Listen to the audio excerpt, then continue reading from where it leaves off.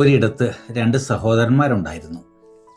അവർക്ക് അവരുടെ പിതാവ് ദാനമായി കൊടുത്ത ഗോതമ്പ് വയലിൽ അവർ നന്നായിട്ട് അധ്വാനിക്കും. അങ്ങനെ വിളവെടുപ്പിന്റെ സമയമായി. രണ്ടുപേരും ഗോതമ്പുകൾ കൊയ്ത് അവരുടെ ധാന്യപ്പുരകളിൽ ശേഖരിക്കുകയാണ്. 3-4 ദിവസം കൊയ്ത്ത് കഴിഞ്ഞപ്പോൾ ഒരു സഹോദരൻ ഇങ്ങനെ ചിന്തിച്ചു, ഞാൻ ഈ ഗോതമ്പ് മുഴുവൻ എടുക്കുന്നത് ശരിയല്ലല്ലോ. ഞാൻ ഒറ്റയ്ക്കാണ്. പക്ഷെ എൻ്റെ സഹോദരൻ വിവാഹം കഴിച്ച് അദ്ദേഹത്തിന് ഭാര്യയും 2 മക്കളുമുണ്ട്. അദ്ദേഹത്തിനാണ് എന്നേക്കാൾ കൂടുതൽ ആവശ്യം.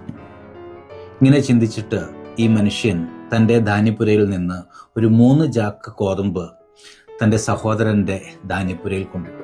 മറ്റേ സഹോദരനും ഇങ്ങനെ ചിന്തിച്ചു, എനിക്ക് ഭാര്യയുണ്ട്, മക്കളുണ്ട്. പ്രായമാകുമ്പോൾ അവരെന്നെ നോക്കും. പക്ഷേ എൻ്റെ സഹോദരൻ ഒറ്റയ്ക്കാണ്.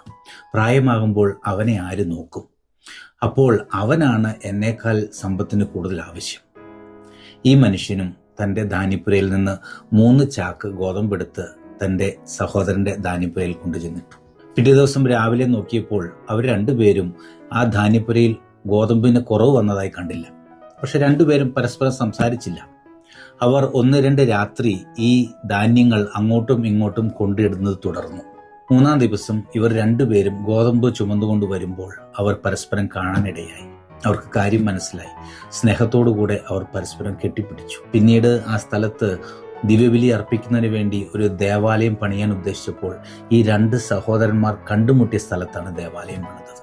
ലോകം മുഴുവൻ ഇന്ന് പെസഹ ആഘോഷിക്കുമ്പോൾ യഥാർത്ഥത്തിൽ സാഹോദര്യത്തിലേക്കാണ് പെസഹ നമ്മെ ക്ഷണിക്കുന്നത്. Communion leads to holy communion എന്നാണ് പറയുക. സാഹോദര്യം പരിശുദ്ധ കുർബാനയിലേക്ക് നമ്മെ നയിക്കുന്നു. ഇന്ന് പരിശുദ്ധ കുർബാനയുടെ തിരുനാൾ ആഘോഷിക്കുമ്പോൾ യഥാർത്ഥത്തിലുള്ള സാഹോദര്യം നമുക്കുണ്ടോ എന്ന് ചിന്തിക്കാം.